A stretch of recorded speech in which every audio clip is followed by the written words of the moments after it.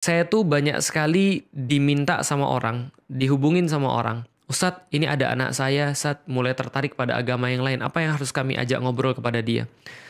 Saya kadang-kadang juga miris, kadang-kadang juga nalan ludah. Tapi ibu dan bapak saya belum masuk Islam. Saya nggak punya kekuatan itu, saya nggak punya magic itu. Bahkan Rasulullah Shallallahu Alaihi Wasallam itu aja tidak bisa meyakinkan pamannya.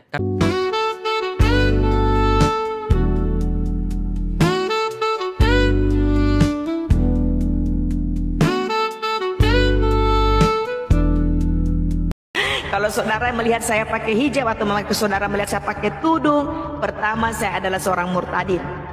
Ingat, saya adalah seorang murtadin, saya orang muslim yang telah percaya kepada Yesus Kristus sebagai Tuhan dan Juru Selamat saya. Haleluya, puji Tuhan. Shalom, salam sejahtera dalam kasih Tuhan Yesus Kristus. Saudara-saudara, murtadin di negeri kita tak terbendung lagi. Bahkan Ustadz Felix Xiao juga memberikan pernyataan tentang ketidakberdayaan dia menghadapi para murtadin yang semakin merajalela, di mana dia menggambarkan bahwa banyak sekali orang datang dan menelpon dia, meminta dia untuk mengunjungi mereka karena ada anak, ada suami, ada istri yang sudah menyatakan untuk berpindah agama ke Kristen dan lain-lain. Nah, saudara-saudara, tetapi ketidakberdayaan Ustadz Felix Xiao ini juga disampaikan bahwa ayah dan ibu saya saja tidak bisa saya mualafkan. Nah, bagaimana saya akan memualaf? Bahkan dia mengatakan Nabi sendiri pun tidak mampu ya. Nah, bagaimana pernyataan?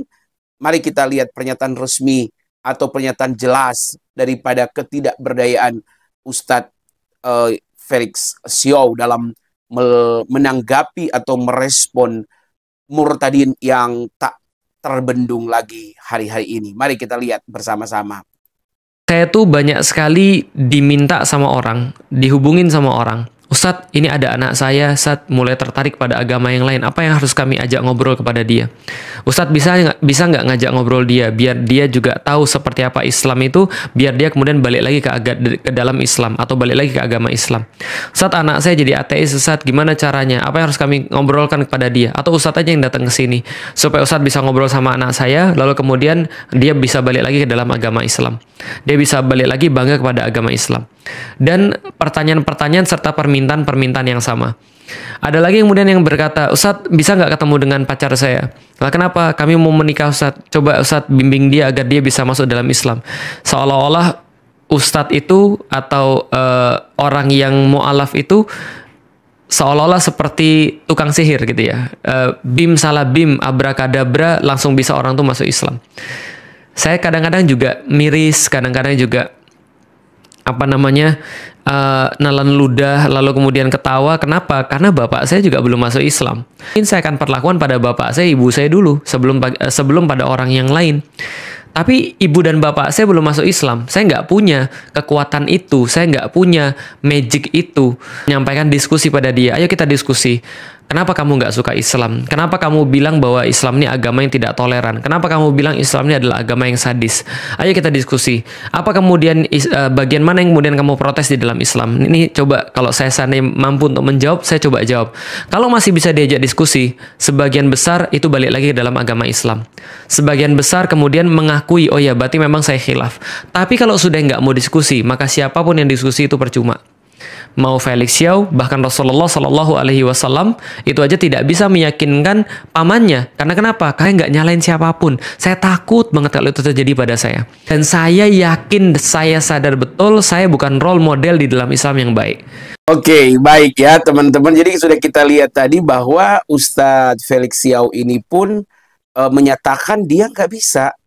Ya, bahkan ibu dan bapaknya saja belum mualaf. Bahkan Nabi pun nggak bisa. Nah, begitu ya yang dia katakan. Bahkan Nabi pamannya pun ya tidak Islam.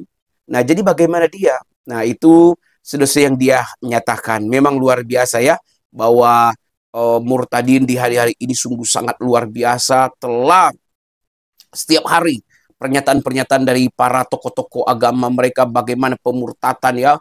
Sebenarnya bukan pemurtatan ya, hidayah yang diterima, ya keselamatan yang diterima anugerah pemberian Allah yang luar biasa. Mereka menjadi Kristen, percaya kepada Yesus Kristus ya. Baik, mari kita ikuti video ini untuk menegaskan bahwa memang mereka yang telah memeluk Kristen, mereka dulunya beragama Muslim dan sekarang berpindah menjadi agama Kristen, mereka bukan orang sembarangan, saudara-saudara. Mereka orang yang taat, orang yang rajin dalam melakukan perintah-perintah dan tuntutan-tuntutan agama mereka.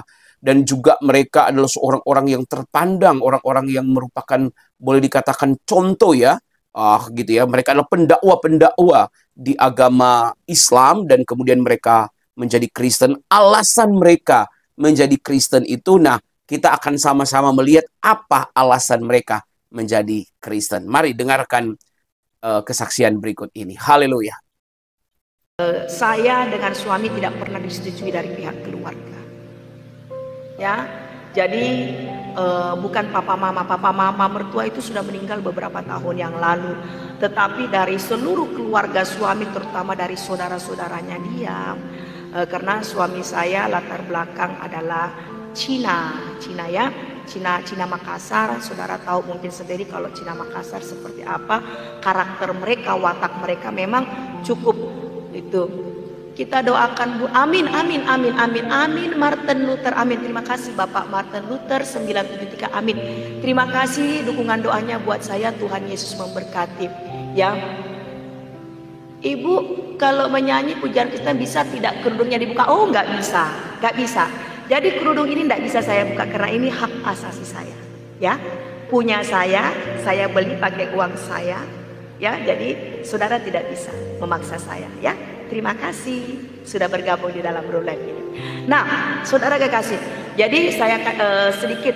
Jadi waktu pada saat saya menikah dengan suami saya tidak pernah direstui dari pihak keluarga suami. Sampai saya memiliki putra putri, mereka pun tidak merestui. Tetapi puji Tuhan saudara kekasih, setelah dengan seiring berjalannya waktu, saya bergumul kepada Tuhan, saya berdoa kepada Tuhan agar pemulihan terjadi di tengah-tengah keluarga suami saya, dan mujizat itu terjadi. Mujizat terjadi. Seluruh keluarga suami saya, mereka membuka hati kepada kami. Dan mereka mau menerima kami sebagai keluarga.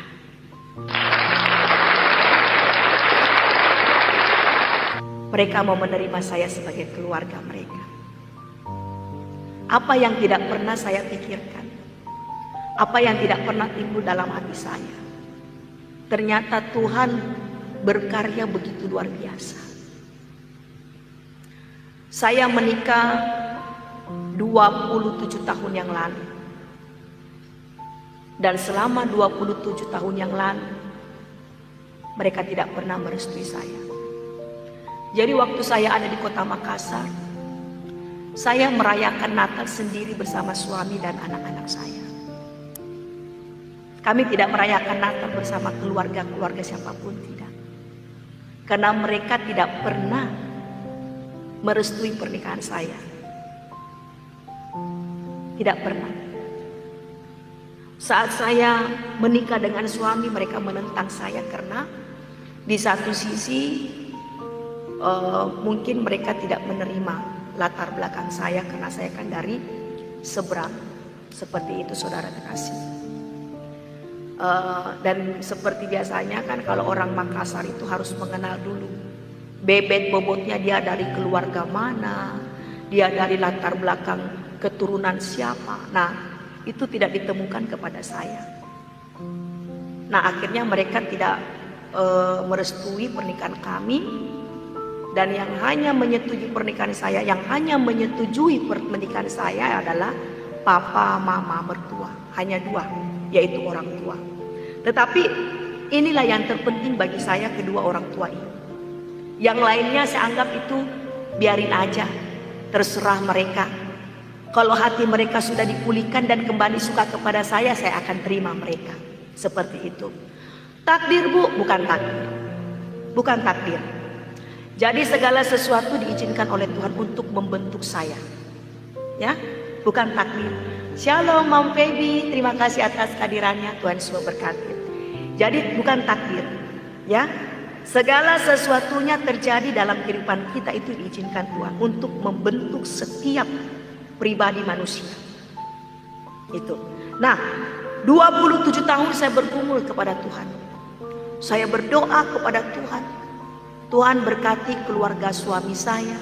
Selamatkan keluarga suami saya. Mereka yang meninggalkan Engkau dan tidak percaya kepadamu Tuhan, Engkau tolong mereka, Engkau selamatkan mereka. Pulihkan hubungan kami Tuhan, agar kami menjadi satu keluarga yang penuh damai dan sukacita. Apa yang tidak pernah saya pikirkan dan tidak pernah timbul dalam hati saya. Shalom Ibu Senja Cindy, terima kasih, shalom. Dan itu terjadi dalam kehidupan saya. Saudara mau tahu, 27 tahun saya berdoa kepada Tuhan, pemulihan terjadi. Dan keluarga suami saya menerima saya, suami dan anak-anak saya menjadi bagian dari keluarga mereka. Benar, yang penting kita tetap berbuat baik di keluarga suami. Iya betul Ibu Yani, betul. Tapi waktu pada saat itu saya tidak bisa berbuat baik kepada mereka, karena mereka memusuhi saya. Saya nggak bisa. Sari, benar saya dari sana. Saya tidak bisa berbuat baik kepada mereka karena mereka memusuhi saya. Untuk saya ajak berbincang-bincang pun mereka tidak mau berbicara kepada saya. Tetapi Tuhan mengajarkan kepada saya untuk saya melepaskan pengampunan satu. Waktu pada saat saya melepaskan pengampunan kepada mereka yang tidak senang kepada saya, di situ Tuhan mengizinkan terjadi selama 27 tahun.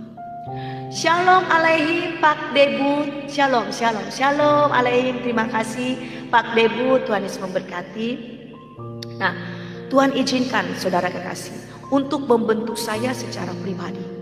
Nah, setelah 27 tahun itu Tuhan memproses saya untuk melepaskan pengampunan, untuk berdoa bagi mereka. Jadi kalau kita tidak bisa melepaskan pengampunan, doa kita tidak pernah dijawab oleh Tuhan. Kenapa penting setiap kita sebelum kita berdoa, seperti doa Bapa kami, itu doa Bapa kami sudah mencakup semuanya.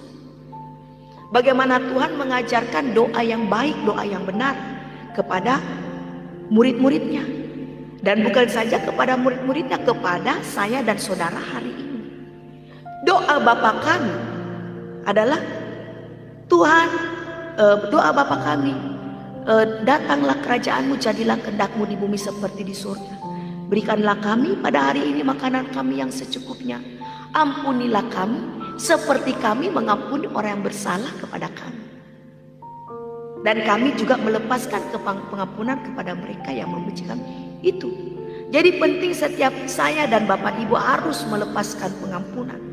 Lalu baru kita dapat berdoa dan doa kita baru dijawab oleh Tuhan. Artinya Tuhan tidak mengizinkan setiap orang yang percaya kepada Yesus untuk yang sudah bertobat untuk menjadi hamba dosa lagi. Jadi penting setiap kita harus melepaskan pengampunan dan harus bertobat, dan baru kita dapat berdoa agar doa kita dijawab oleh Tuhan.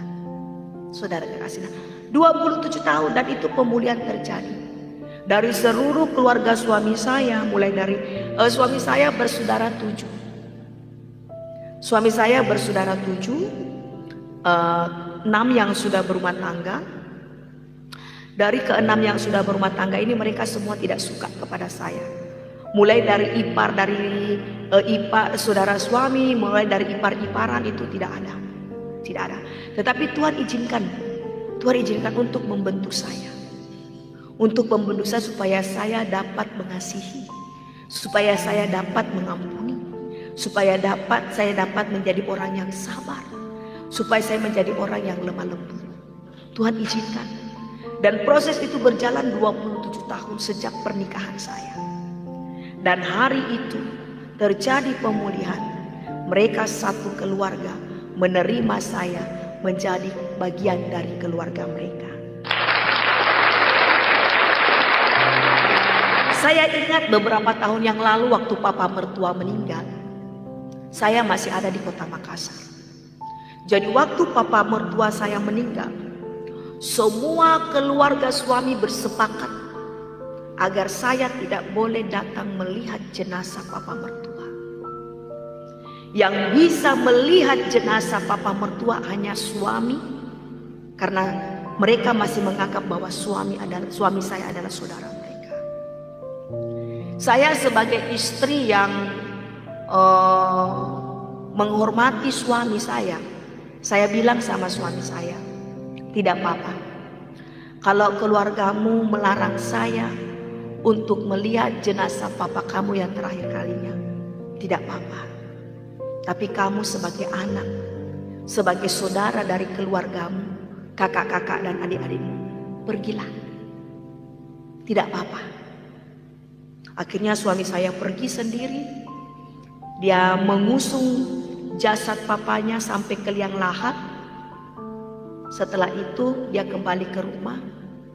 Dan saya bilang sama suami, besok papa sudah dikubur, besok waktunya saya mau lihat papa di liang lahat.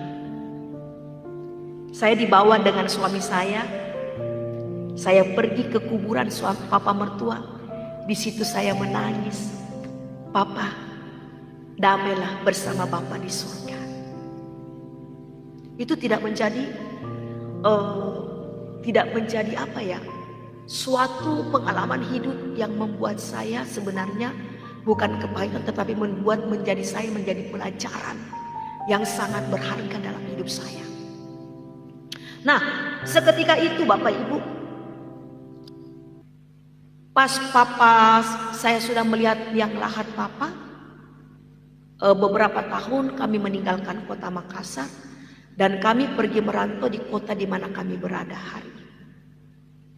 Sejak hari itu kami tidak pernah pulang ke kampung halaman. Sejak hari itu kami merayakan Natal hanya bersama saya, suami dan anak-anak, tanpa keluarga, tanpa orang tua, tanpa keluarga suami. Tuhan izinkan, bukan takdir. Jadi beda. Kalau kita berbicara takdir, beda saudara kasihan. Beda. Ya. Kalau takdir itu keadaan. Keadaan yang terjadi dalam kehidupan kita. Itu yang dikatakan takdir. Ya. Tetapi segala sesuatunya itu Tuhan yang mengizinkan. Tuhan mengizinkan terjadi untuk membentuk saya secara pribadi, ya. Iya Yone, iya sayang, saya dari sana. Saya dari sana. Iya. Jadi segala sesuatunya itu mendatangkan kebaikan bagi saya. Apa yang terjadi dalam hidup saya bukanlah hal yang membuat saya harus berkecil hati, tidak. Tetapi saya semakin maju di dalam Tuhan. Salah satu kerinduan saya sampai hari ini bukan hanya ingin mengenal siapa Yesus lebih dalam lagi. Saya mengambil keputusan untuk melanjutkan pendidikan saya di sekolah teologi. Karena saya rindu sama Yesus. Saya rindu sama Yesus.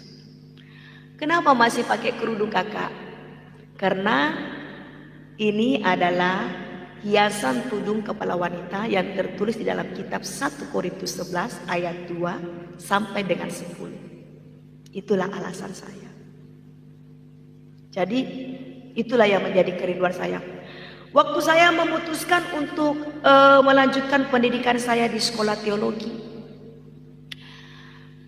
saya tidak ada persiapan. Gak ada. Saya masuk ke sekolah itu pegang uang pun kagak. Saya duduk di kaki Tuhan. Malam hari besok saya harus mengembalikan berkas. Malam hari saya duduk di kaki Tuhan. Saya tidak berdoa saya tidak berkata-kata, bukan tidak berdoa saudara kekasih ya, tapi saya lebih tepatnya saya tidak berkata-kata kepada Tuhan. Saya hanya menangis dan memuji dan menyembah Tuhan. Saya hanya menangis dan memuji menyembah Tuhan. Jadi waktu pada saat saya menangis dan memuji menyembah Tuhan, saya percaya Tuhan tahu setiap tetesan air mata saya. Tuhan tahu setiap apa yang saya rasakan dalam hati saya.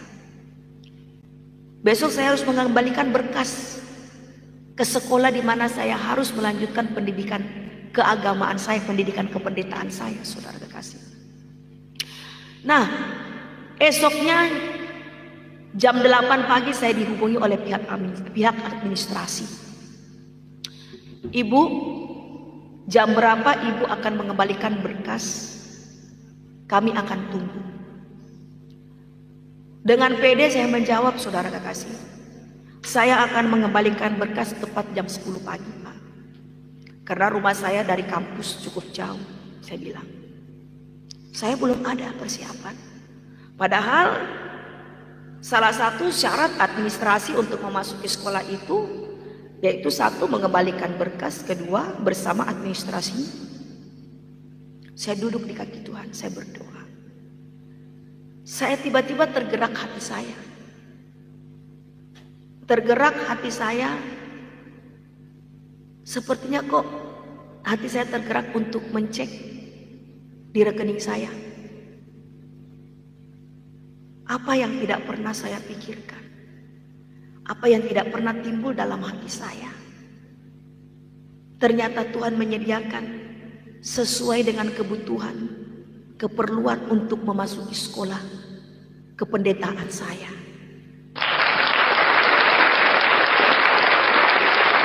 Tepat jam 10 saya ke kampus, saya kembalikan administrasi beserta berkas-berkas. Dan Tuhan mengizinkan saya melanjutkan pendidikan saya di teologi sebagai seorang pendeta. Tidak ada perkara yang mustahil. Saat kita menggunakan lutut kita kepada Tuhan, saat kita mengangkat tangan kita kepada Tuhan, Tuhan turun tangan dan melakukan karya terbesar dalam setiap kerinduan saya dan saudara. Jadi hari ini, maukah engkau percaya kepada Yesus? Maukah engkau membuka hati kepada Yesus? Maukah engkau taat dan setia kepada Yesus sampai akhir hayatmu?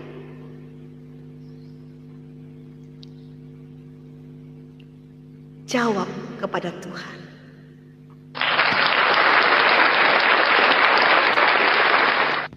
Yesus baik. Baik. Yesus baik bagi saya dan bagi Bapak Ibu. Percayalah. Tidak ada yang Tuhan tidak dapat lakukan. Perkara-perkara yang ajaib bagi saya dan bagi Bapak Ibu yang percaya di dalam nama Yesus Kristus. Kita memuji Tuhan. Kita memuji kebesaran Tuhan. Saya mau tahu nih Natal di hatiku ya. Kenapa hari ini saya rindu ingin menyanyikan terus lagu pujian-pujian Natal? Karena suasana Natal itu sudah ada ya. Damai sukacita Natal itu sudah terasa ya. Jadi kerinduan kita terus ingin melantunkan pujian ini, saudara kekasih ya. Oke, kita nyanyikan pujian ini bersama-sama. Saudara bisa memuliakan Tuhan ya, berkomentar memuliakan Tuhan. Terima kasih yang sudah menabur dalam pekerjaan Tuhan ini, yang menabur di GIF dan juga yang mendukung pelayanan Tuhan ini. Terima kasih, Tuhan Yesus memberkati. Kehangatan yang luar biasa dari Tuhan menyertai kita pada malam hari ini. Bapak Ibu, luar biasa ya, kalau kita mengingat bagaimana kebaikan Tuhan bagi setiap kita. Terkadang kita memikirkan, siapakah kita ini? Ya, siapa kita ini? Siapa kita ini yang harus ditebus? Perbuatan baik apa yang kita lakukan sama Tuhan sehingga Tuhan rela datang ke dalam dunia ini untuk membenarkan, untuk menguduskan dan memuliakan saya dan Bapak Ibu. Siapa kita ini? Kita ini hanya debu tanah. Kita ini hanya manusia berdosa. Kita ini manusia yang tidak taat kepada Tuhan. Shalom Bazat Naga, terima kasih atas kehadirannya. Tuhan Yesus memberkati. Siapa kita ini? Sehingga dia begitu menyayangkan saya dan saudara, menebus kita dan menyelamatkan kita. Betapa bahagianya saya dan Bapak Ibu. Shalom Henki Horus, apa kabar Dek? Bagaimana kabarmu di Sumatera? Selamat Natal ya. Selamat Natal bersama keluarga. Tuhan Yesus memberkati Henki Horus. Kita mendengarkan firman Tuhan di dalam kitab Injil Matius pasal 1 ayat yang ke-18 sampai dengan ayat yang ke-25 ya. Hari ini spesial. Oh ya, tadi ada yang bertanya, kenapa harus murtad Bu? Harusnya mencari kebenaran. Ya, oh ya, kenapa harus murtad? Jadi saya adalah salah satu orang yang murtad dari keyakinan saya yang dulu. In adalah masuk pilihan Yesus. Jadi saya meninggalkan pemahaman saya yang dulu dan saya masuk ke dalam pilihan Yesus. Jadi memang antara ini secara saya pribadi ya. Saya pribadi, saya masih memakai itu. Ya, saya masih memakai itu. Jadi sebenarnya tidak ada hukum atau tidak ada larangan ya. Itu. Cuman setiap pandangan per individu memang berbeda-beda. Ya, terima kasih. Saya menghargai. Ya, Saudara Herkiorus. Terima kasih, saya menghargai masukan saudara. Tetapi inilah yang menjadi ciri khas saya ya. Murtad masuk bersukacita. Jadi ini spesial di bulan Desember ya. Kenapa saya pakai bersukacita? Karena ini bulan yang penuh sukacita. Ya. Jadi kalau di sebelum-sebelumnya saya pakai murtadin pilihan Yesus. Jadi murtad in itu masuk pilihan Yesus. Gitu ya. Jadi sebenarnya enggak ini ya. Ya. Kalau saudara masuk ke dalam room Ibu Lina Wijaya, sampaikan salam saya ya. Bilang dari Riani Kristi. Salam saya. Tuhan Yesus memberkati saudara Lina Wijaya dalam pelayanannya. Haleluya. Ya, kita mendengarkan firman Tuhan di dalam Injil Matius pasal 1 ayat 18 sampai dengan 25. Di sini judul perikop mengenai kelahiran Yesus Kristus. Ayat yang ke-18 demikian firman Tuhan. Kelahiran Yesus Kristus adalah seperti berikut. Karena masih banyak yang mengatakan bahwa Yesus itu lahir hasil hubungan suami istri. Pertemuan antara kedua pribadi menjadi satu daging. Jadi di sini sekali lagi karena ini kan bulan kita sebentar lagi menyambut kelahiran Yesus.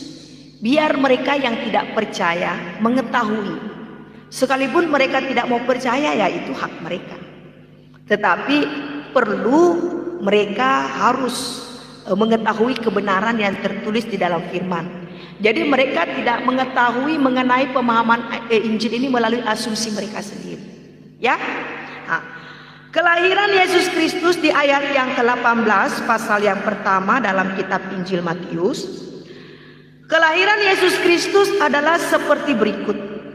Pada waktu Maria, ibunya, bertunangan dengan Yusuf, ternyata ia mengandung dari Roh Kudus.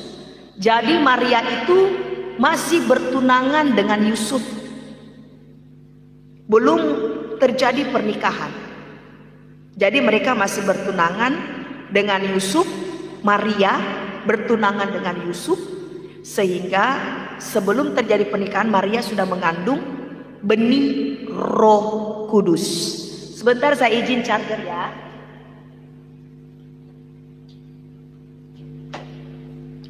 Ya. Ternyata ia mengandung dari Roh Kudus sebelum mereka hidup sebagai suami istri.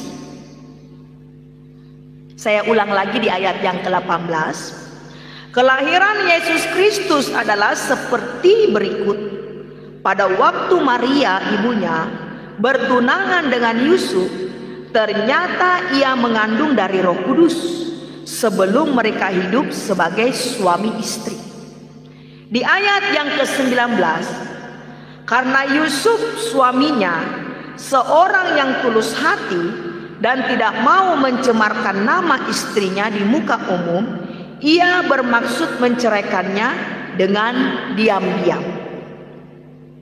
Ayat yang ke-20, tetapi ketika ia mempertimbangkan maksud itu, malaikat Tuhan nampak kepadanya dalam mimpi dan berkata kepada Yusuf, anak Daud. Jadi Yusuf ini anak keturunan Daud, ya. Yusuf ini anak Daud. Janganlah engkau takut mengambil Maria sebagai istrimu, sebab anak yang di dalam kandungannya adalah dari Roh Kudus. Di ayat yang ke-21, ia akan melahirkan anak laki-laki dan engkau akan menamakan dia Yesus, karena dialah yang akan menyelamatkan umatnya dari dosa. Di ayat yang ke-22, hal itu terjadi supaya genaplah yang difirmankan Tuhan oleh Nabi. Sesungguhnya anak darah itu mengandung dan melahirkan seorang anak laki-laki, dan mereka akan menamakan dia Immanuel, yang berarti Allah menyertai kita. Di ayat yang ke-24, sesudah bangun dari tidurnya, Yusuf berbuat seperti yang diperintahkan malaikat Tuhan itu kepadanya. Ia mengambil Maria sebagai istrinya. Di ayat yang ke-25, tetapi tidak bersetubuh dengan dia sampai ia melahirkan anaknya laki-laki, dan Yusuf menamakan dia Yesus.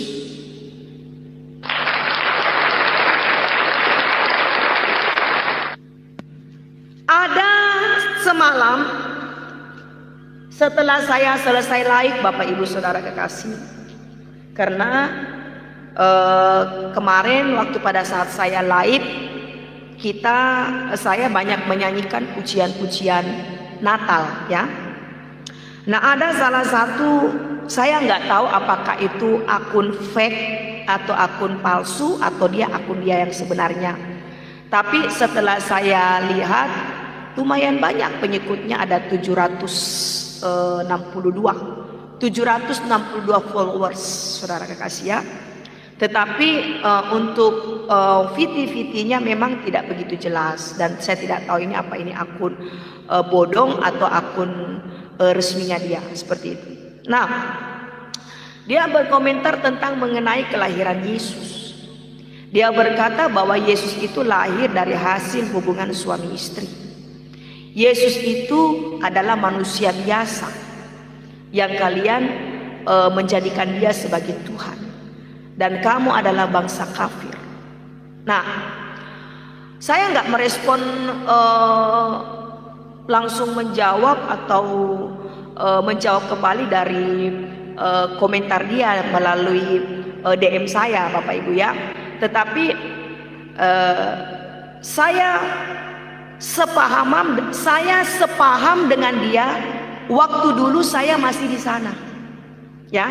Jadi saudara paham ya? Saudara paham maksud saya? Jadi pemahaman dia dengan pemahaman saya dulu sama. Ya, karena dulu anak buah si Suma itu, Bu, iya. Ya, mungkin ya, saya juga tidak mau menuduh ya, mungkin bisa jadi ya, saya juga mungkin bisa ya. Jadi pemahaman saya tidak marah. Jadi waktu pada saat dia menyampaikan hal itu kepada saya tidak menanggapi, tetapi saya mengerti, saya memahami apa yang dia pahami. Karena dulu sebelum Yesus,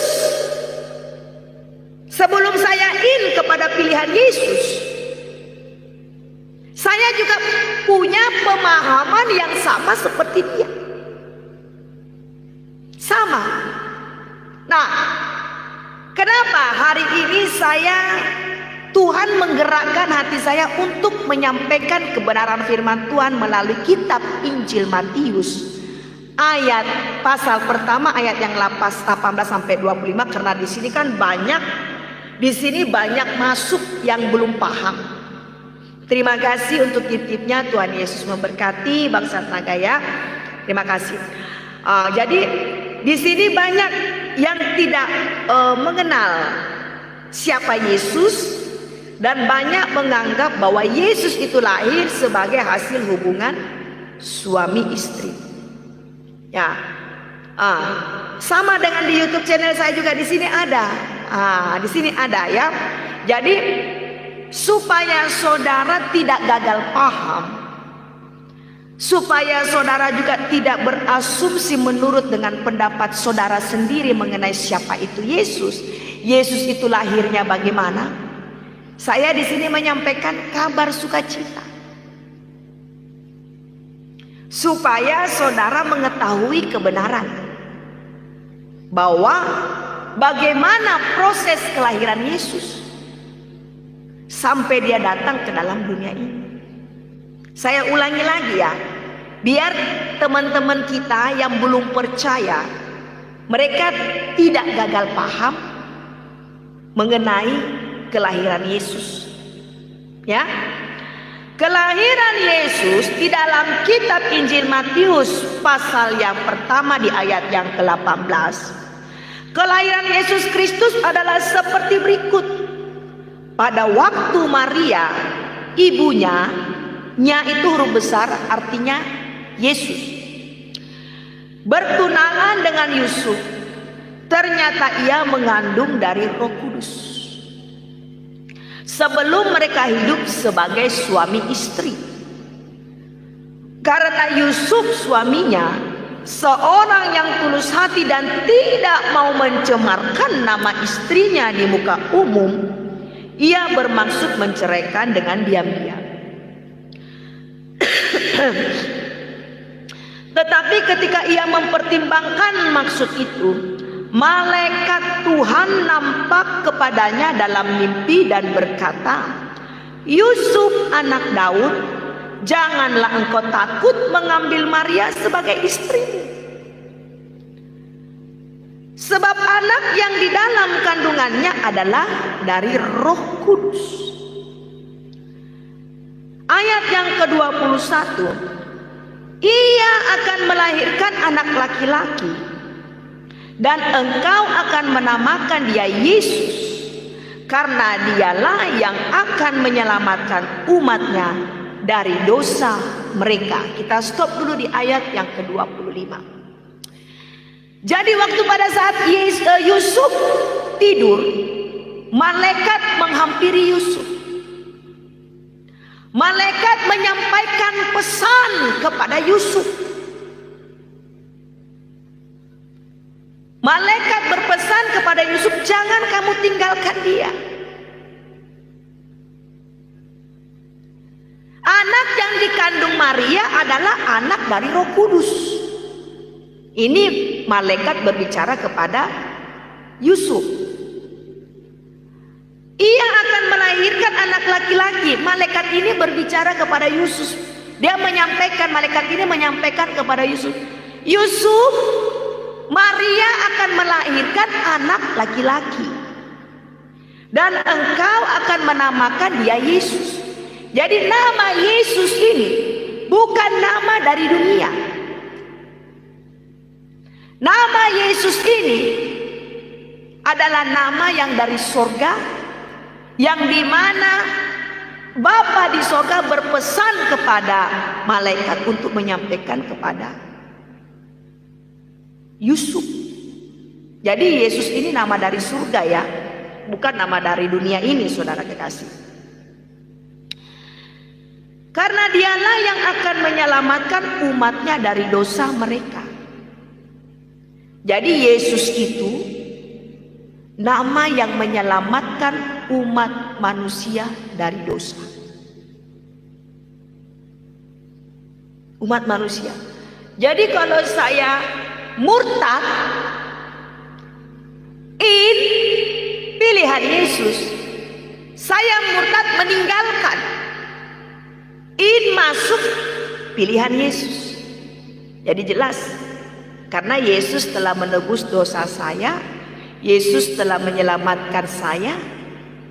Karena saya percaya di dalam nama Yesus itu ada keselamatan, ada perlindungan, ada pengampunan dan penebusan dosa. Itu. Di ayat yang ke-22, hal ini terjadi supaya genaplah yang difirmankan Tuhan oleh Nabi. Sesungguhnya anak darah itu akan mengandung dan melahirkan anak laki-laki, dan mereka akan menamakan dia Immanuel, yang berarti Allah menyertai kita. Jadi Immanuel itu adalah Allah menyertai kita. Jadi gak heran ya kalau kita selalu, jika ada orang yang berpergian ke satu tempat, terus dia berpamitan kepada kita, selalu kata yang saya sampaikan kepada mereka, Immanuel, Immanuel, selamat sampai di tujuan, Immanuel. Itu yang selalu saya sampaikan, saudara kekasih ya. Karena Immanuel itu adalah arti dari kata Allah menyertai kita. Itu. Nah, di ayat yang ke-24, sesudah bangun dari tidurnya, Yusuf berbuat seperti yang diperintahkan malaikat Tuhan kepadanya. Ia mengambil Maria sebagai istrinya. Di ayat yang ke-25, tetapi tidak bersetubuh dengan dia sampai ia melahirkan anaknya laki-laki, dan Yusuf menamakan dia Yesus.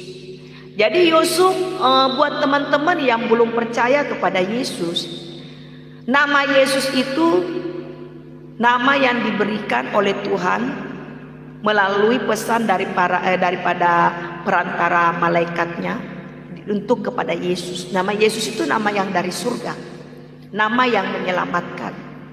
Jadi waktu pada saat Maria lahir, Yusuf memberikan nama Yesus sesuai pesan yang disampaikan malaikat Tuhan kepada Yusuf, anak Daud, saudara kekasih ya.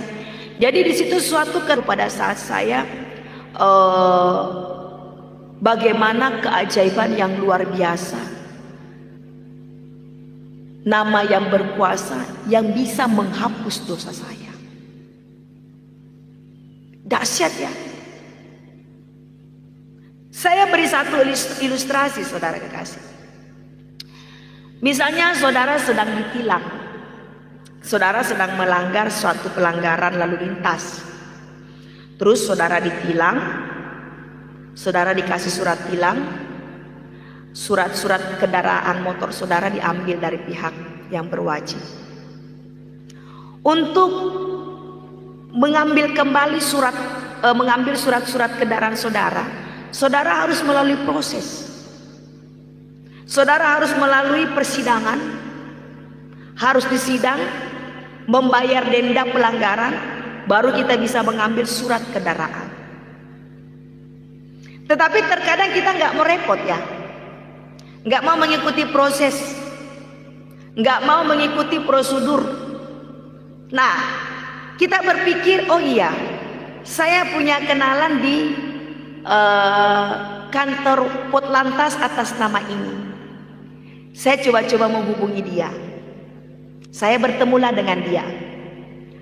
Pak, tanggal sekian, jam sekian, di jalan yang ini saya kena tilang. Saya kena tilang. Dan surat-surat kendaraan saya diambil oleh pihak Potlantas. Pasti Bapak ini bilang, terus apa yang bisa saya lakukan olehmu? Bisakah Bapak menolong saya untuk mengembalikan, untuk saya bisa mengambil surat-surat saya tanpa saya harus melalui proses persidangan? Bisa. Melalui Bapak ini kita bisa menebus. Artinya kita bisa mengambil surat-surat kendaraan kita tanpa harus melalui proses persidangan. Karena kita mengenal Bapak ini, nama ini. Sehingga semua proses berjalan dengan aman tanpa harus melalui proses sidang. Padahal kita ini salah. Salah kita karena kita sudah melanggar lalu lintas. Sudah melanggar lalu lintas, kena tilang, tidak mau mengikuti prosedurnya. Jalan satu-satunya harus ke Potlantas karena saya punya kenalan namanya si A. Nanti namanya si A yang akan membantu saya untuk mengeluarkan surat-surat saya. Nah, begitu juga dengan kehidupan kita secara pribadi. Saya memberikan satu ilustrasi yang mudah dipahami. Yang mudah dipahami, yang sering terjadi dalam kehidupan kita sehari-hari. Terutama bagi kita para pengendara ya. Itu. Nah, begitu pula juga dalam kehidupan kita. Kita harus mengenal satu nama. Nama yang memiliki surga. Nama yang berkuasa atas maut, atas keselamatan untuk menebus saya.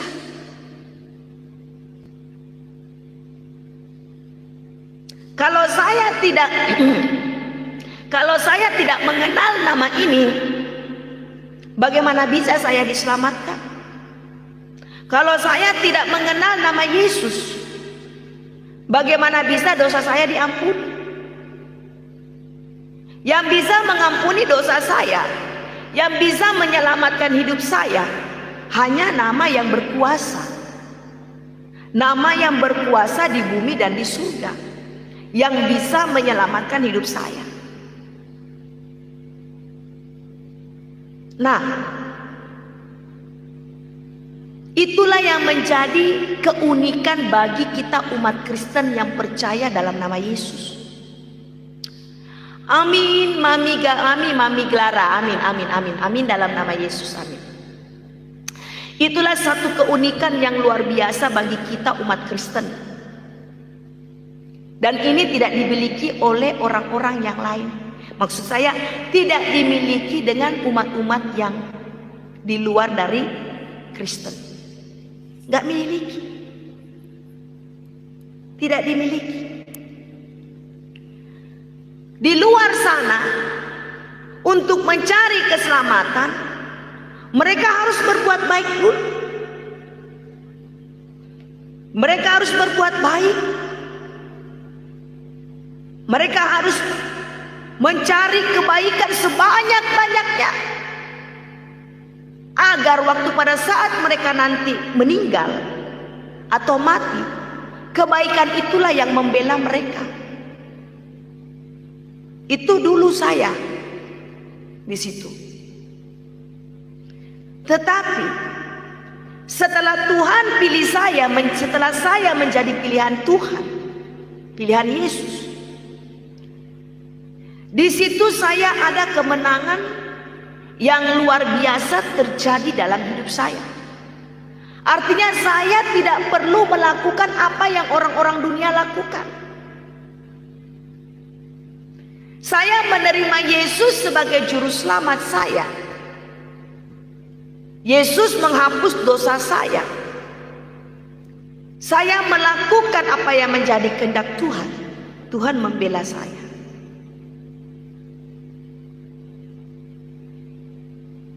Tuhan bela saya. Jadi memang keimanan Kristen dan kepercayaan kita umat-umat Kristiani memang tidak sama dengan yang di luar sana. Beda. Beda sekali saudara kekasih.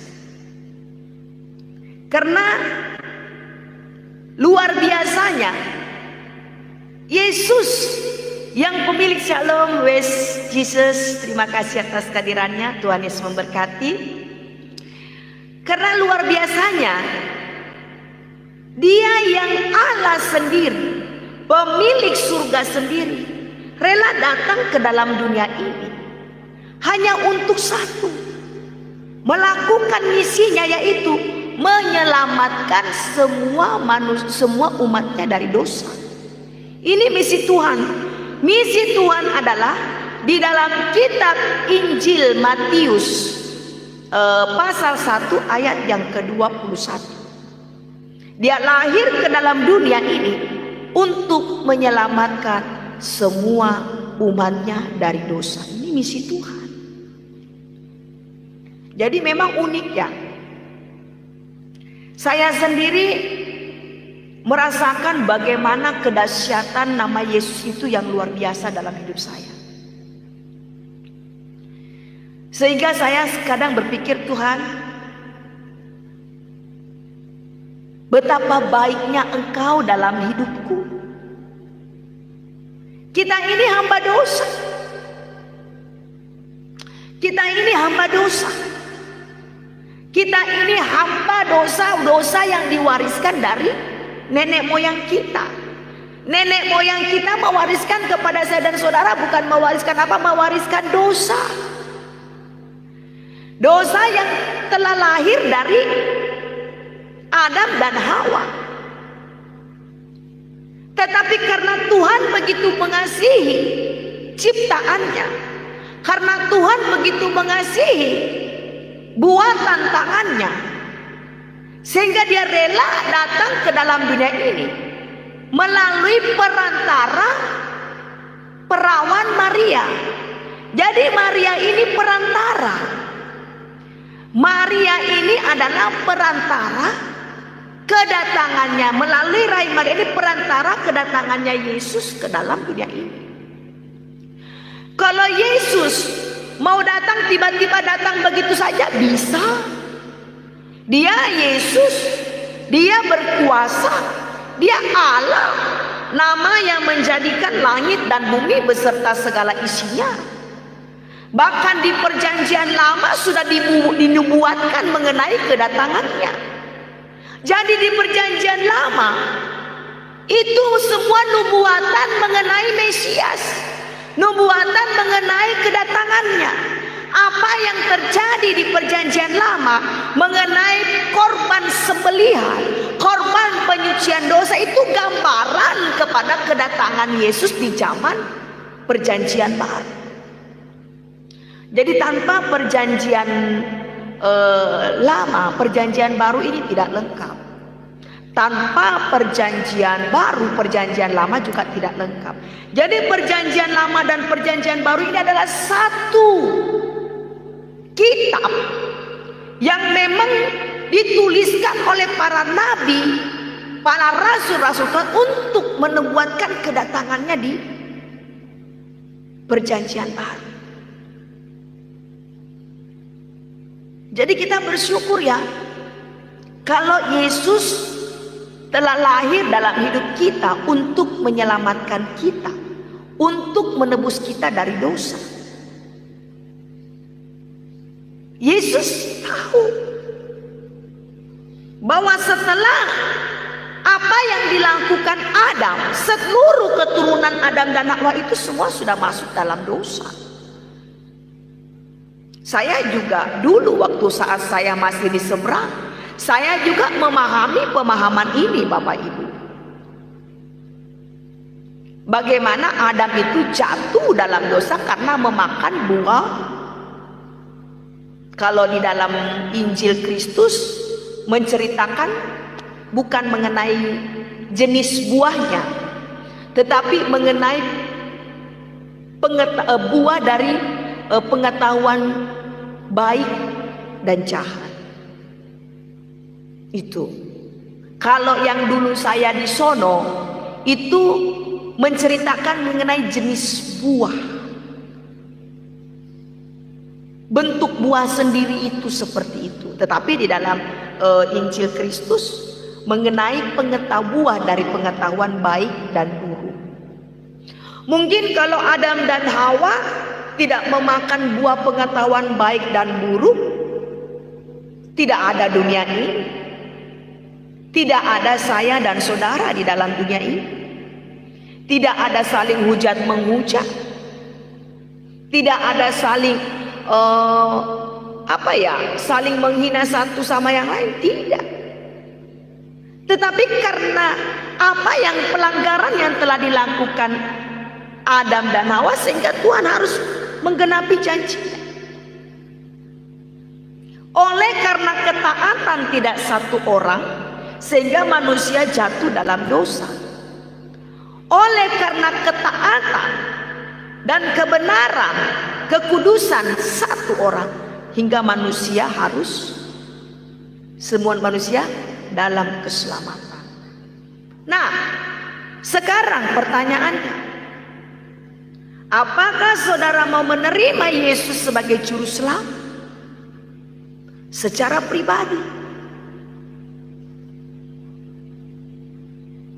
Saya secara pribadi menerima dia sebagai juru selamat saya, karena saya tahu dan menyadari kalau hidup saya terbelenggu, terikat dalam kutub dosa dan penderitaan.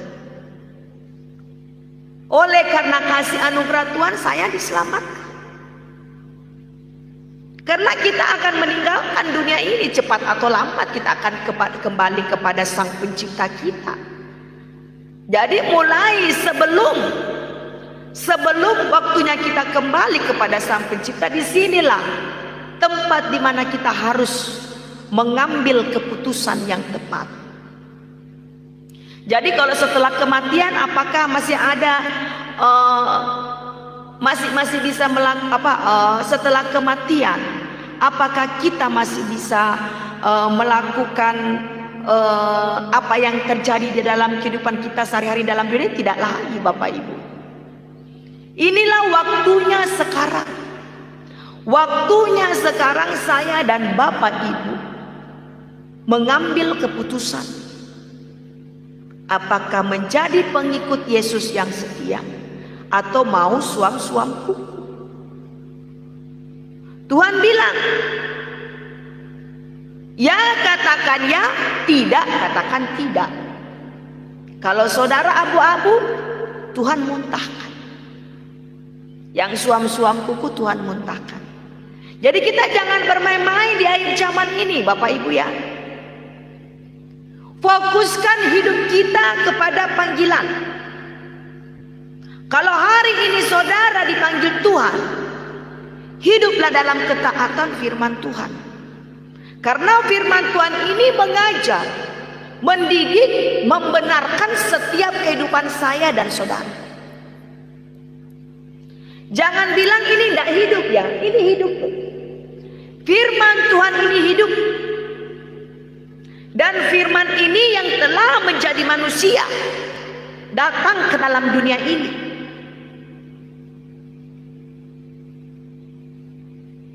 Saudara kekasih, jadi kita gak boleh main-main ya. Saya dan saudara adalah orang-orang yang bersyukur karena kita telah dipanggil. Dipanggil bukan saja sekedar dipanggil, tetapi sejak semula kita telah ditentukan. Bukan saja sejak semula, tetapi sejak semula kita ditentukan, dipanggil, dibenarkan, lalu dimuliakan. Nah, pada saat kita dimuliakan bukan di dunia ini, tetapi di dalam dunia ini hidup kita akan dibenarkan sesuai dengan kehendak firman Tuhan. Makanya penting bagi saya dan Bapak Ibu harus mengenal pribadi Yesus. Bukan saja hanya tahu bahwa Yesus itu Tuhan. Semua tahu Yesus Tuhan. Bahkan mereka pun yang tidak percaya dan tidak mengenal Yesus, mereka juga tahu kalau Yesus itu Tuhan, cuma hati mereka menolak.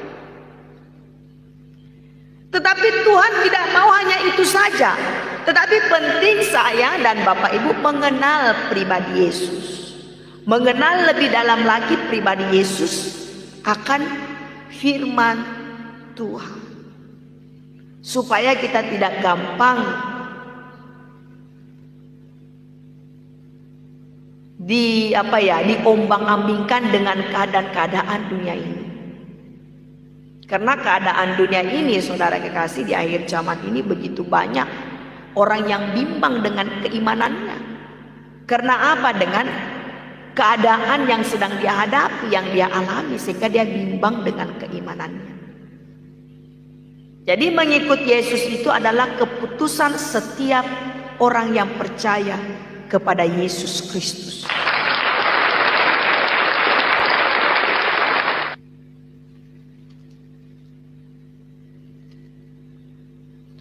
Di pasal yang kedua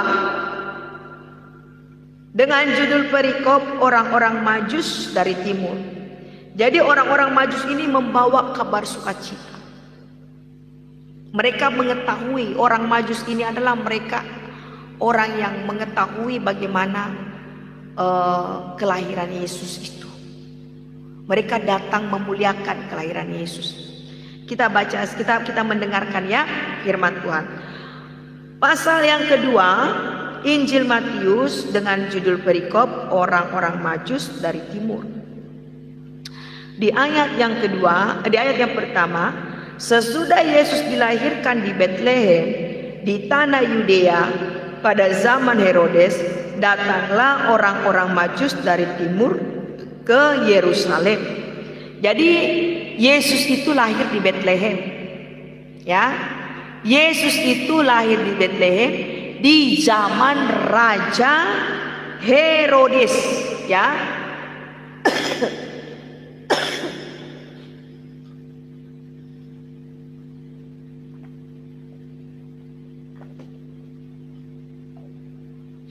Jadi Yesus itu lahir di Betlehem di zaman Raja Herodes. Jadi kalau saudara berkata bahwa Yesus dan Nabi Isa itu sama, tidak sama. Ya, sekali lagi, Yesus dengan Nabi Isa itu tidak sama. Karena Nabi Isa itulah Nabi yang diimankan oleh saudara kita umat Muslim. Itu Nabi mereka. Ya, Yesus adalah Tuhan yang menyelamatkan manusia dari dosa sesuai dengan keimanan kami umat Kristen. Jadi tidak bisa disamakan. Tidak bisa disamakan Bapak Ibu ya. Tidak bisa disamakan. Jadi buat saudara-saudara saya yang belum percaya kepada Yesus Kristus, sekali lagi saya sampaikan bahwa itu beda. Karena di dalam firman Tuhan, Injil Matius pasal yang kedua, ayat yang pertama, sesudah Yesus dilahirkan di Betlehem di tanah Yudea pada zaman Raja Herodes. Jadi Yesus itu lahir di Betlehem di tanah Yudea pada zaman Raja Herodes. Jadi beda. Ya, beda. Jadi buat saudara-saudara kita Muslim, imanilah Nabi Isa sesuai dengan menurut kepercayaan saudara. Karena beda. Yesus Kristus, dialah tetap Yesus Kristus.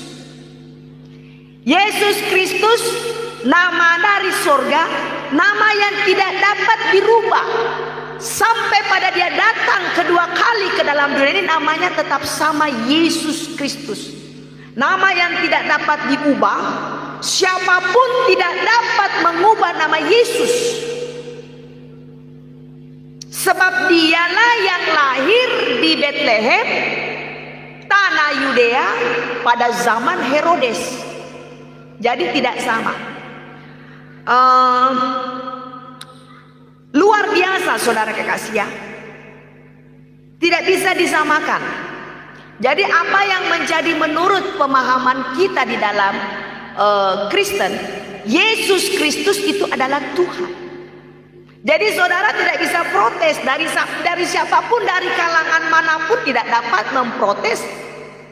Dari kalangan manapun tidak dapat berkata apa yang menjadi menurut pendapat saudara. Karena kami semua berasalkan dari kitab Injil. Jadi tidak sama ya. Sekali lagi saya sampaikan tidak sama. Karena apa yang menurut pemahaman Bapak Ibu dulu juga saya memiliki pemahaman yang sama dengan saudara. Sebelum saya kepada pilihan Yesus, kita punya sama pemahaman yang sama. Tetapi setelah saya dipilih Yesus, ternyata memang beda. Beda ya.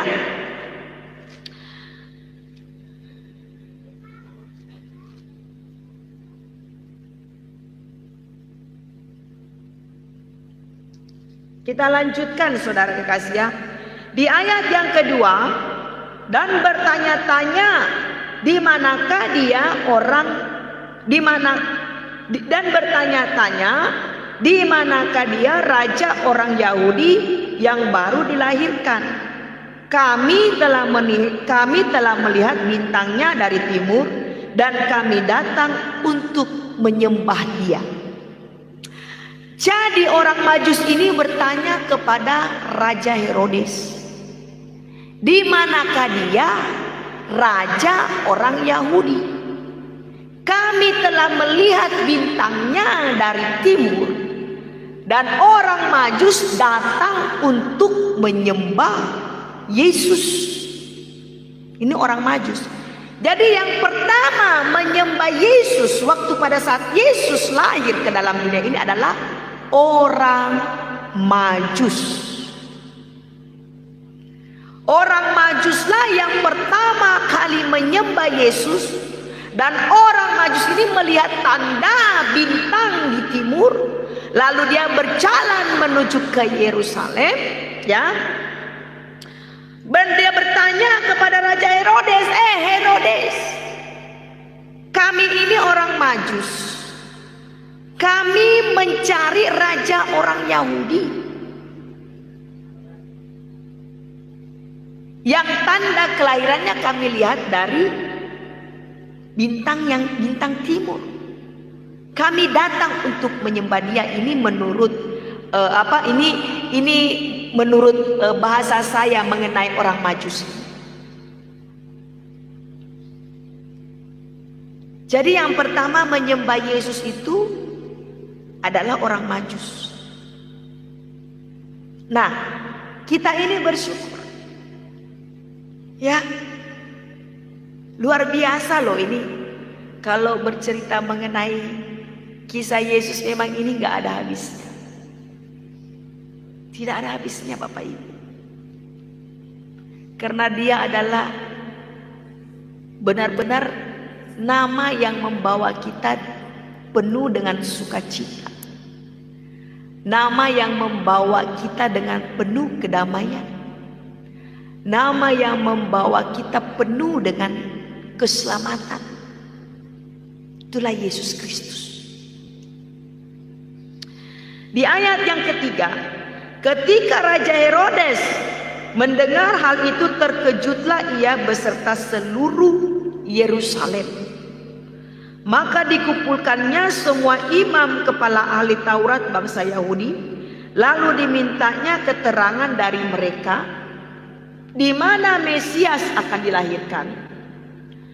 Ayat yang kelima, mereka berkata kepadanya, di Betlehem di tanah Yudea, karena demikianlah ada tertulis dalam kitab Nabi. Di ayat yang keenam, dan engkau Betlehem tanah Yehuda, engkau sekali-kali bukanlah yang terkecil di antara mereka yang memerintah Yehuda, karena daripada mula akan bangkit seorang pemimpin yang akan mengembalakan umatku Israel. Jadi dia seorang pemimpin yang mengembalakan umat Israel. Dan sampai hari ini saya dan saudara adalah Israel rohani, tetap Tuhan mengembalakan kita. Dahsyat. Saya sampai kagum dengan kebesaran Yesus. Sampai saya merasa, wow Tuhan, luar biasa. Luar biasa, Yesus sangat dahsyat bekerja. Dan kebaikannya sampai hari ini kita bisa rasakan ya. Damai Natal itu sebelum tanggal 25 Desember kita sudah bisa rasakan. Padahal ini sekarang baru tanggal 5 ya. Sekarang baru tanggal 5 Desember, tetapi damai sukacita Natal itu kita sudah rasakan. Dahsyat luar biasa ya. Mami Clara, Tuhanlah gembalaku, Raja Agung Gunung Batuku. Amin, haleluya. Luar biasa, amin. Ibu Ratu Bella Almasih, terima kasih. Amin, amin, amin. Ibu Natalia, amin. Tuhan Yesus sangat baik. Ya, baik. Saya sendiri mengalami kebaikan dan kemurahan Tuhan. Kalau Tuhan tidak baik sama saya tidak mungkin ada dan bertemu bersama saudara. Semua karena kasih Tuhan. Semua karena kemurahan Tuhan. Tidak ada yang bisa kita banggakan dalam hidup ini ya. Siapa sih? Siapakah aku ini Tuhan? Jadi biji matamu. Dengan apakah ku balas Tuhan selain sujud dan sembahkah? Siapakah aku ini Tuhan? Jadi biji mata Tuhan. Tidak ada yang dapat kita balas kebaikan Tuhan selain sujud menyembah di hadapan Tuhan.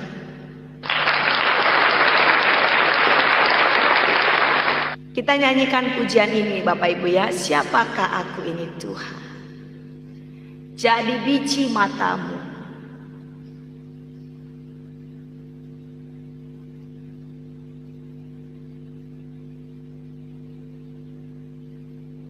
Siapakah, sebentar.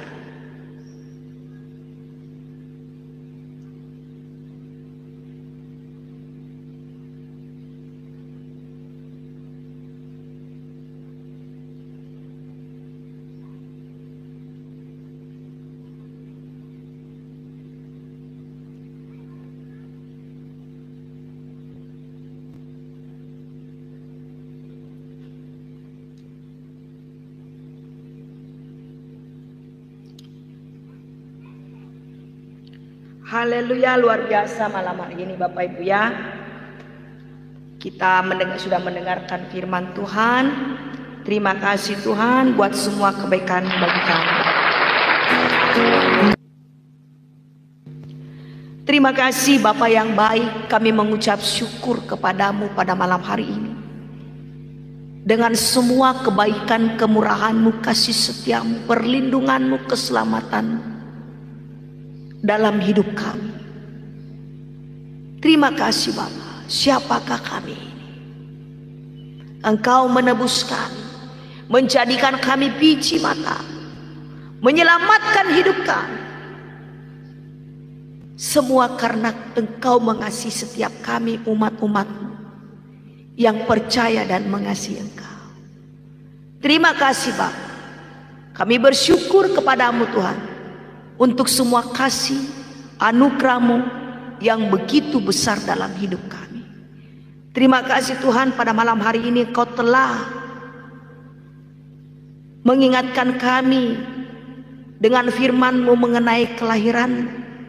Bagaimana Engkau lahir ke dalam dunia ini untuk menyelamatkan semua umat-Mu dari dosa. Engkau telah lahir bagi keluarga kami. Engkau telah lahir bagi hidup kami, bagi suami kami, bagi istri, bagi anak-anak, cucu dan menantu kami, bagi orang tua kami yang belum percaya. Engkau telah lahir bagi mereka, dan Engkau telah menyelamatkan semua keluarga kami, orang tua kami, suami, anak, cucu, menantu kami dari dosa.